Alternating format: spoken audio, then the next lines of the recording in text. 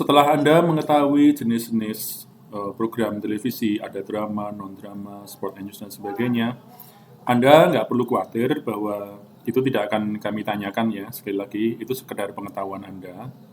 Nanti mungkin kalau suatu saat Anda belajar produksi siaran TV, mungkin Anda menjadi tidak asing lagi dengan istilah tersebut. Ya.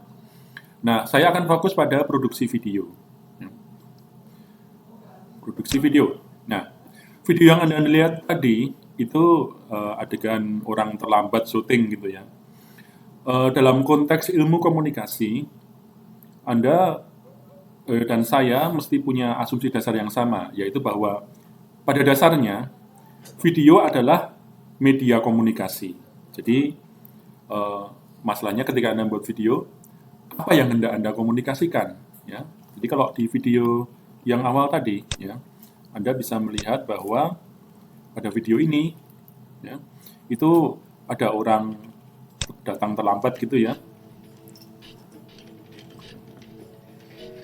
dengan terburu-buru, ya, orang terlambat dengan terburu-buru, toh pada akhirnya dia juga hasilnya nggak bagus, ya. Kurang lebih pesannya seperti itu, ya. Jadi video yang Anda buat nanti mesti ada pesannya, ya. Apa yang Anda komunikasikan melalui video tersebut, ya. Kalau Anda belajar ilmu komunikasi, ada quote yang menyatakan man cannot communicate, ya. Jadi hanya dengan berdiam, tidak mengucapkan apapun, itu Anda juga sudah berkomunikasi. Ya. Nah, kembali ke video. Ya. Jadi, asumsi dasarnya adalah video adalah media komunikasi dan masalahnya adalah apa yang hendak Anda komunikasikan melalui video yang Anda produksi. Ya. Nanti kita akan lihat ya, langkah awal produksi video. Ya. Kami membaginya menjadi 3. Ya. Yang pertama adalah praproduksi, itu kurang lebih segala proses yang dikerjakan terkait dengan persiapan, perencanaan. Ya. Misalnya, menentukan ide. Ya. Kayak tadi Anda lihat videonya adalah ide tentang bagaimana konsekuensinya jika syuting itu terlambat. Ya. Bisa juga ide yang sifatnya ajakan atau persuasi agar nggak telat. Ini nggak telat di produksi video ya, nggak telat masuk kantor misalnya. Ya. Ide itu ada di praproduksi. Jadi Anda mesti punya ide.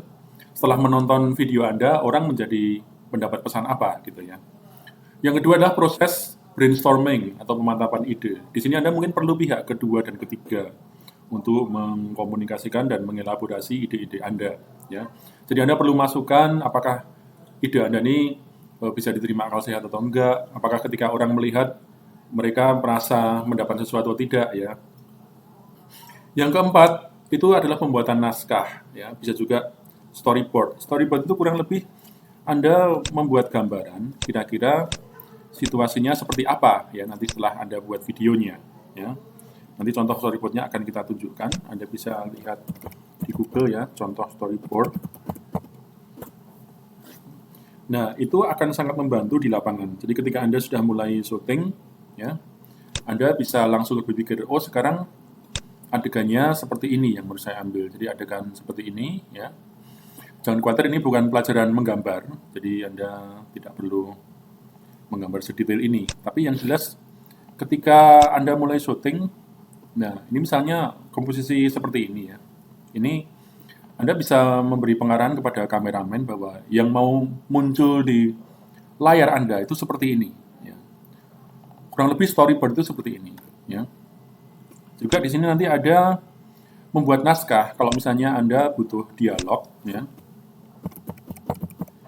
Dialog itu bisa Anda rancang berdasarkan format.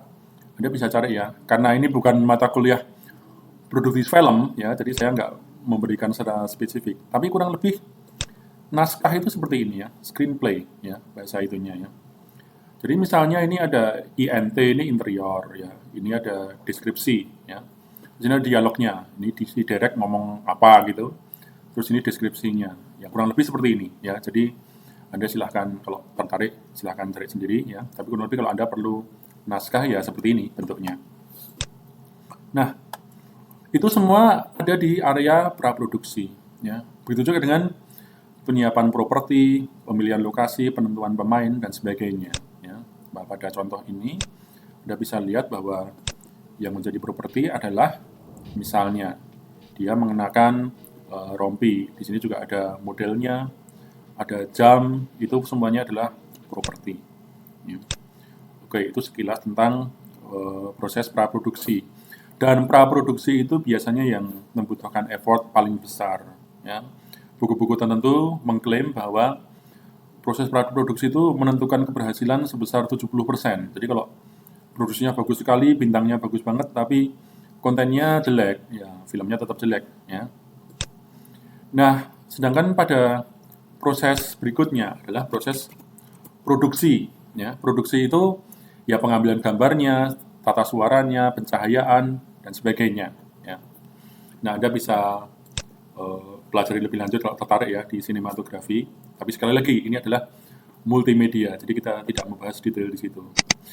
Nah, yang menjadi sorotan kami adalah pada proses pasca produksi, karena multimedia terkait erat dengan itu.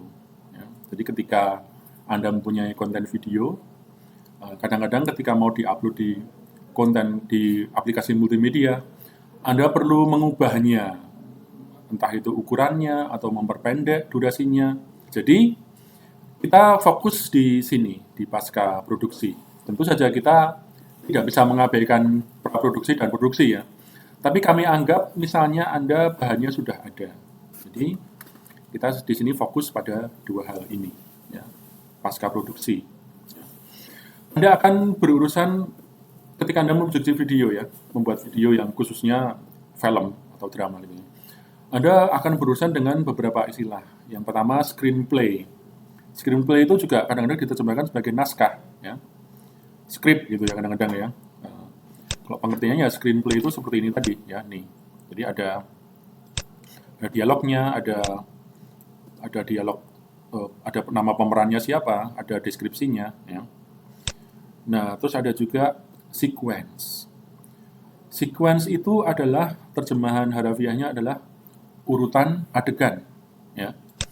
Kalau Anda mau cari pengertian detailnya, ya saya bisa tunjukkan. Ini salah satu situs yang bisa mendeskripsikan secara akurat gitu ya.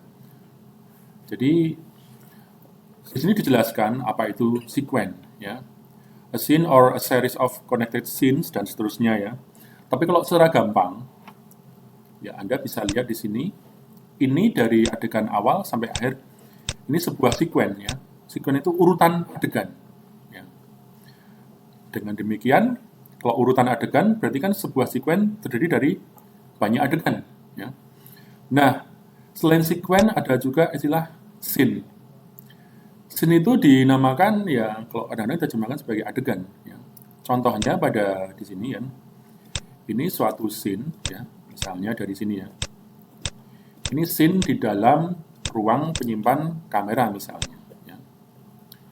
Ini scene adegan, ini di luar, terus nanti ketika dia menyiapkan kamera ada di dalam, dan ketika dia keluar lagi, ini bisa dinamakan satu scene. Ya. Satu scene itu di sini. Ya. Terus nanti ketika orang ini masuk di dalam studio, ini sudah scene baru. Ya. Ini sudah scene baru. Ya. Dengan demikian, rangkaian sejumlah scene itu dinamakan satu sequence. Kalau Anda pengen penjelasan lebih detail, cukup banyak ya. Salah satu blog pribadi yang saya sependapat dengan dia, itu dia menjelaskan seperti ini. Jadi satu sequence itu ada rangkaian scene. Ya. Anda juga akan menemukan istilah shot. Ya. Shot itu apa? Jadi shot itu suatu adegan tunggal yang tidak terinterupsi. Ya. Contohnya jika ini satu shot ya. Jadi kalau misalnya ini ada adegan nih, si cewek duduk sendiri, ini shot yang pertama, terus dia lihat jam, ini shot yang kedua. Jadi satu shot itu satu gambar yang berdiri sendiri. Ya. Nah, kurang lebih seperti itu. Jadi nanti ketika Anda memproduksi, Anda tidak terlalu asing dengan istilah ini. Ya. Nah, selanjutnya, ketika Anda membuat video, mungkin sekali lagi yang perlu Anda perhatikan adalah pesan yang hendak Anda komunikasikan itu apa. Ya.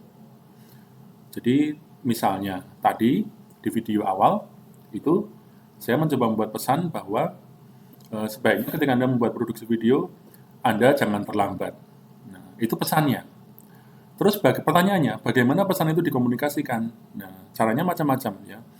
Bisa saja dengan orang yang berdiri dan bernarasi gitu, atau kalau contoh yang Anda lihat tadi adalah eh, adegan atau drama yang isinya membuat Anda paham bahwa kalau terlambat itu sangat merugikan klien dan ujung-ujungnya merugikan Anda sendiri. Ya. Oke, itu bagian yang ketiga. Kita akan lanjutkan pada bagian keempat.